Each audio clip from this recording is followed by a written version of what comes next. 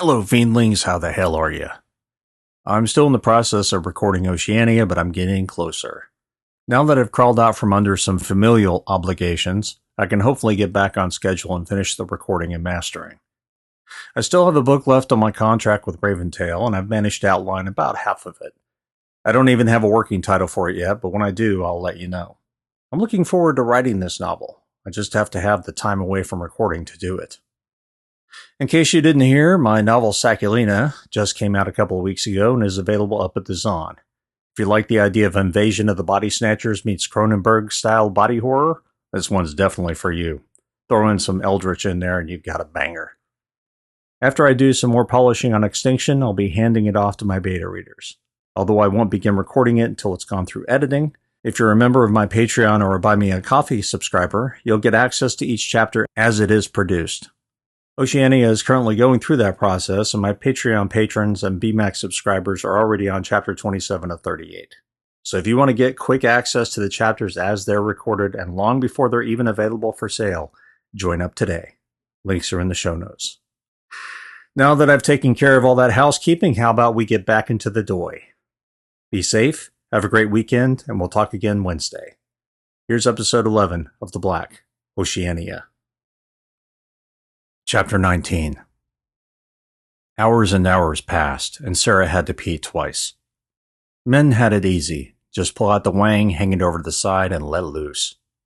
So long as they were smart enough not to spray into the wind, what could go wrong? Apart from letting go of the wang, obviously. Female anatomy, on the other hand, precluded such convenience. In short, she'd made do, just as she had in the desert, and hadn't felt a moment of embarrassment. Alan had, as almost all men did, and why wouldn't they, looked away without her asking. He hadn't had to ask her to look away when he needed to free the lizard. The problem with the process wasn't the embarrassment. It was wondering whether or not something would reach out for you, grab you, and pull you beneath the ocean surface while you were simply trying to offload waste. She hadn't commented when Alan had had trouble clearing his bladder. She'd known she'd end up having the same issue. Apart from the splashes of restless fish tasting a poisonous atmosphere, the calls of birds, and the constant, incessant babble of the ocean, the watch thus far had been a bust. Each time they considered pulling up stakes and heading back to the ship, they'd repeat the same facts, list the same pros and cons, and come to the same conclusion. Stay the course. "Just a few hours more," Alan said, "and we can get out of here." He sat on the dais, feet propped up on a corner of the navigation stand, eyes drowsily glancing between the windows on the display. One thing he hadn't seemed able to give up was his near-constant vigil of watching the cams. The trap they'd set for the remaining M2 entity from the church had been nearly perfect, but it still required a human being to spring. Alan rapped a knuckle against the dais shell. "Has to be an answer." "To what?" He pointed at the screen, and she fought a sigh. "Here we go again," she thought. "How to turn that mess down there into a bomb." "Did you drop acid when I wasn't looking?" He opened his mouth to reply, grinned, and mock glared at her. Not the rubble, obviously, he emphasized the last word, but the light array. Now she was curious. "Ignore the acid comment. Keep going." He returned his gaze to the screen. "Say we could draw it into the shallows, like 2 to 3 meters of water. If we force it to be in its liquid state, kind of one with the water, we could fry it once it's inside the ring of lights." Her mind filled with the image of the stands sitting in a rectangular kill box, LEDs on, UV off, while someone swam through the area just waiting for M2 to pay a visit. The very thought made her flesh cold. "How would we get it in there, apart from bait?" "That's what I've been turning over and over in my brain the last hour. Anything that goes in the kill box will get combusted along with the creature. If it's bigger than what we saw in the church, that will be a bloody big bang." Now she wanted to sigh in relief. "Catch a big fish, maybe? Put it in the center?" He shrugged. "How would we keep it there? Need a box or something. Plus, how do we even know it would come? Lots of big fish in the ocean." Of all the things they'd discussed at Miskatonic, Sarah couldn't think of a single time this issue had come up. Considering Hollingsworth's penchant for theorizing, that surprised her. Then again, in every experiment the science team had performed, they had always been the bait. They'd been in an enclosed environment, wearing pressure suits, and been able to see the creature through transparent sample cases. That also meant the M2 entities had been able to see them. Limited targets meant limited choices. M2 now had the entire ocean as its domain, free to feed until the sun rose over the horizon and UV once again baked the shallows. Every fish that prowled the night would return to their lairs or comfortable communes on the ocean floor, or perhaps one of the remaining coral beds. M2 would have to hide along with them. What if we don't want bait? What do you mean? Alan rose from the chair and stretched. Why wouldn't we need bait? It needs to hide. Regardless of how much it's eaten, I doubt it can grow a shell thick enough to survive a blast of raw sunlight. At least not for long. Wherever it hides, it'll have to be deep enough for very few photons to reach through the water or under some natural cover. Alan flexed his fingers, one of his hands unconsciously drifting toward the diving knife in his belt. Probably an old habit born from a single mistake, Sarah thought. Places it can hide like that? Limited, and yet ridiculously large. The reef Keko sits over goes down a long way, and it will cast a shadow depending on the light. I know that reef isn't a simple wall. It bends, has outcrops, and spreads a long way. He shrugged. It could hold up anywhere down there. The cynical glimmer of hope in her eyes went out. Alan was right again. Trying to figure out where it was would take hours and hours, and they still might not find the thing before the sun set again and the dinner bell started ringing. Shit. Even if we had something like a tracker, M2 would most likely eat it. He shook his head in frustration. Fuck. I still can't understand how anyone managed to escape this thing. Maybe someday I'll tell you the whole story. Right now, I just want to skip to the part where we walk off into the sunrise, still alive and looking for a mojito. A grin slowly spread over Alan's face. That's an ending I can get behind. Now, how the fuck do we make it happen? Details, details. Her eyes drifted to the ROV controller sitting on the console. Although, we do have something to track it with. Huh? Alan said before following her gaze. The robot. Why not? Sounds like you've got enough cable for it to go quite a ways down, if we know where M2 dives. Oh, diving is one of the things the drone's quite good at. Got nearly half a click of cable, true, but that's not much if it dives far away from us. We'd have to keep on top of it. I know. That's the tricky part. Still, Alan fondled the controller, rolled his eyes, and returned to the screen. Just remembered, I need to move the ROV again. Damn thing is drifting like an Aussie politician. Sarah grinned and peered into the dark water. Everything had an if. If they could find M2, if they could get it to dive, if they could follow it, and then a ridiculously large if they could detonate it while it was immobile. Depth charge's next mission, she thought. Now for the first time, she wished Catfish were here with them. By now, he'd be making new parts out of candy wrappers and other trash on the ship to develop a new weapon. Well, maybe that was going too far, but he'd no doubt have better ideas than theirs, or maybe see something they'd missed. Moore had Catfish at the moment, and as long as Shauna was less insane, Moore would keep him. Hell, Catfish and Shauna might never even be allowed to leave the compound. What does that say about your future? She shrugged off the thought. When she'd agreed to take up the job at Miskatonic for handling its security from both external and internal foes, she'd already consigned herself that until the creature or creatures were destroyed, she'd never be allowed to return to civilian life. The deal you made with one devil was sometimes better than the other, but waiting for those things to take over the planet and eat everyone else in the world, that wasn't the devil her conscience would ever bargain with. There, should hold it for another 20 minutes or so. Really let it go too long. Sarah nodded absently, mostly forgetting what he'd said as soon as the words entered her ears. The thought of captivity entered her mind, and she considered the idea of trapping M2 again. Her life and the lives of so many had already been kidnapped by the substance, creature, whatever the fuck you wanted to call it. It had always had its prey trapped in a structure or somewhere humans couldn't escape. Whether on an oil rig or inside a building, M2 had always had its prey within an inescapable cage. If she could make a cage for it, she'd ensure M2 didn't survive long. Whatever we do, Sarah said, we're going to have to get the lights once dawn hits. Can't afford to waste them. Agreed, Alan said with a yawn.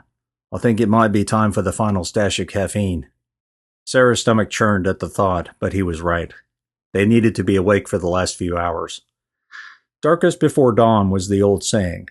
All too soon the night would enter its version of lower midnight. Salty? Rag said over the radio. Alan blinked and stared at the transmitter as though it might bite him. Locking eyes with Sarah, he picked it up and said, "Salty here." "Sinclair says he can move nest inland towards your position. Should be able to get within 10 meters. Over." Ellen's cheeks flushed red. "Nest? Nix that. No movement until dawn." "But Salty—" Rag started to say. "Repeat my order," Ellen said sternly. After a moment, Rag said, "Order understood." "Keep me apprised. Salty out." Sarah frowned. Why would they risk that? Only if Harper saw something that spooked her. If that's the case, he said, I doubt they're going to have time to come inland. Sarah pulled her air tanks close to her. They'd taken them off again nearly an hour ago. Her back immediately let her know she'd been sitting or standing in awkward poses all night. God, she needed sleep. M2 had devoured, explored, and adapted. It somehow knew it couldn't stay in the ocean forever. It already sensed some distinct change in its environment, a warning that something harmful was on the way, something it needed to escape and hide from. Where might that be? It floated up from the reef, eye stalks crackling as they extruded from its new shell, each tapered and flexible. It had absorbed nearly 50% of the reef animals, converting them into itself, using them for mass, energy, and new connections. At 40 meters below the ocean's surface, the impossibly black orbs detected the floodlights from the ship. The creature processed the information and decided exploration was necessary. After all, the light didn't hurt it, or it would have already descended to safety. Instead, it continued its ascent, its dozens of fins pulsing as it made lazy circles in the water, rotating itself to control its position. Its shell had no detail and remained the color of darkest space. When it reached a position several meters from the zone of light and the relative safety of the shadows, it remained motionless. Its eyes searched for movement either from unlucky prey swimming in its vicinity or from the strange objects casting the warm glow. The one it knew should be hurting it, but wasn't. M2 waited. Chapter 20. Rag stood at the aft gunwale with Kojo, each holding onto the railing with their weapons in their free hands. The dinghy, not as spacious nor as durable as the Zode, trailed Keko by less than a meter. She and Kojo had spent the last 5 minutes discussing rugby. As usual, Kojo had dreams of greatness for the PNG national team. They might as well be delusions. Never happen, Rag said. Not until PNG manages to produce a decent fullback. True, but I think this one is the one. The Puck-Pucks will get into the World Cup as soon as... Kojo broke off, his head canting to one side as if to listen. Rags pushed away the sound of the engines and finally heard it. Splashing, Kojo said. He left the stern just as the boat pushed forward again. Without stumbling or halting his pace, he made it to the gunwale and cautiously looked over, one hand steadying himself and the other pointing the rifle at the water.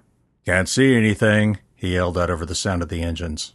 Rags joined him, pulled one of the stashed handheld floods, and switched it on. The wide beam of light went far beyond the glow of the boat's hull lamps. The tips of waves and ripples immediately came into view.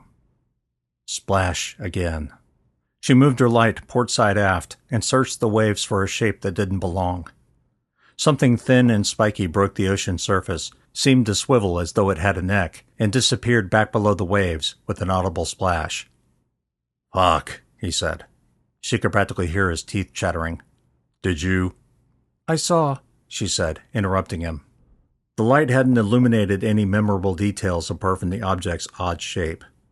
She was sure it had been solid, and there was nothing else it could have been other than a limb from what had once been her friend. Another splash from port. At least she thought it had come from there.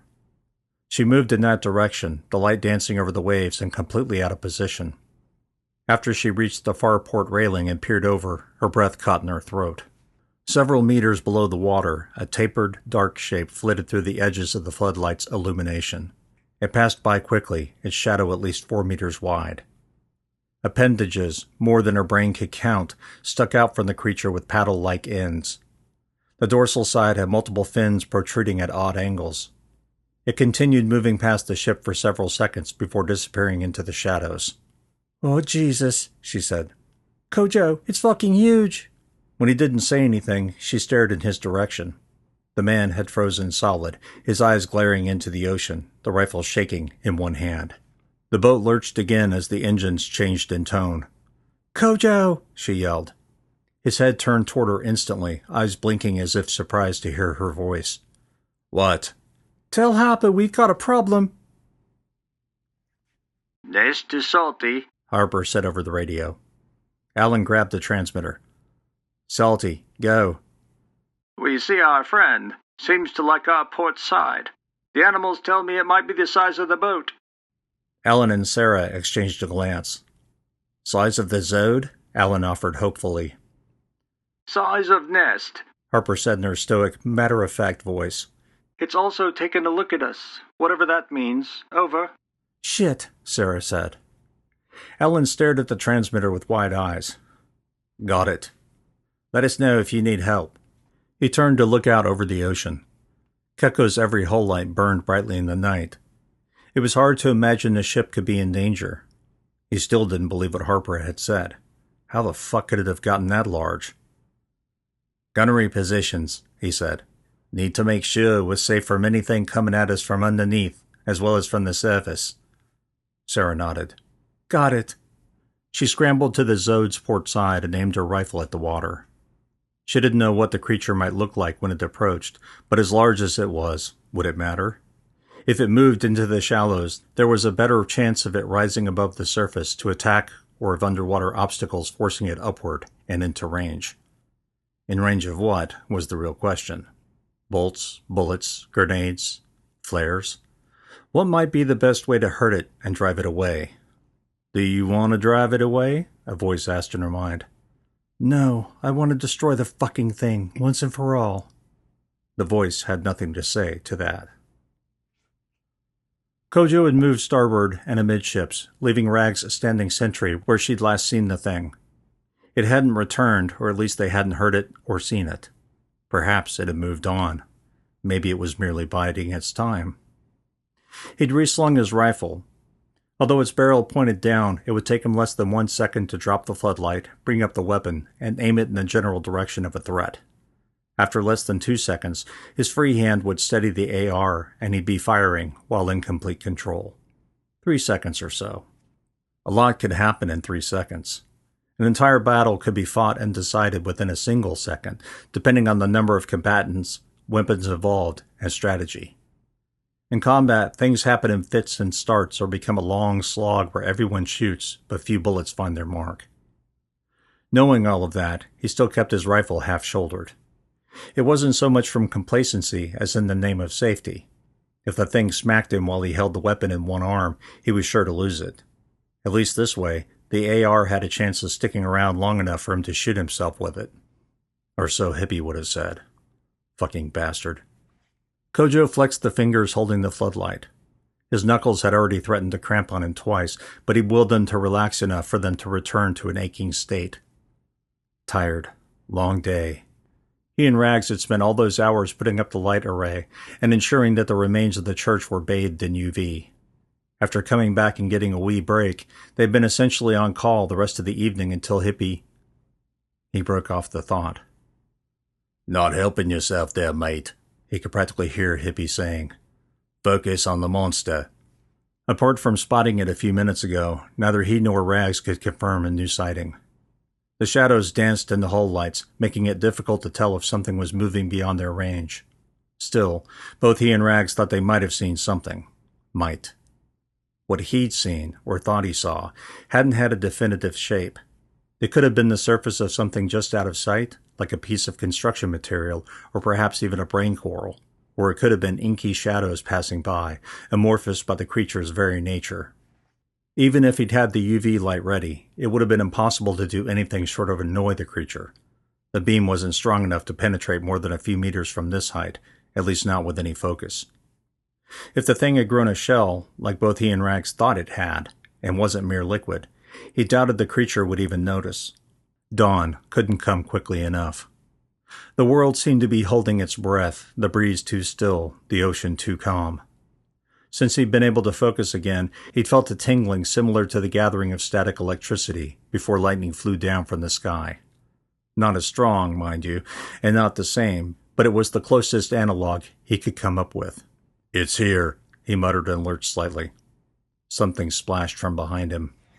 Kojo whirled, the floodlight dancing across the deck before finding the ocean again. He didn't need the cunting light. The floodlights told him more than he wanted to know. A jagged fin-like shape pierced the surface, a black orb spinning from a short spike jutting from its end. Kojo heaved in a breath when he noticed the eye staring right into him.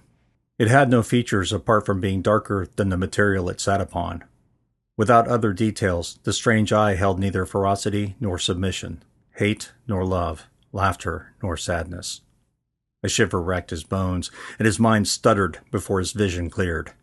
Had the eye moved closer? "Rags," he shouted, shaking away the momentary fugue. "Starboard! Aft!"